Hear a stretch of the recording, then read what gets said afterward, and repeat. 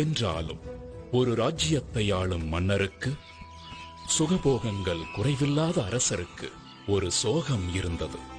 ஆம், அதுதான் புத்திர சோகம்.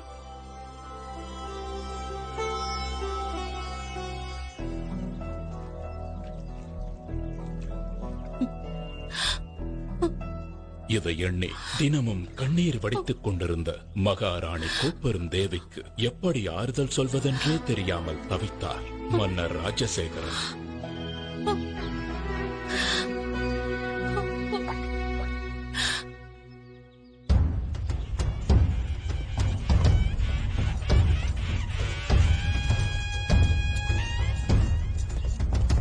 ஒரு நாள் மன்னர் ராஜசேகரன் நகர்வலம் வந்து கொண்டிருந்த பொழுது, இதோ நம் மன்னர் தான் எவ்வளவு திறமையாக நம் ராஜ்யத்தையும் மக்களையும் வழி நடத்துகிறார். இப்படி ஒரு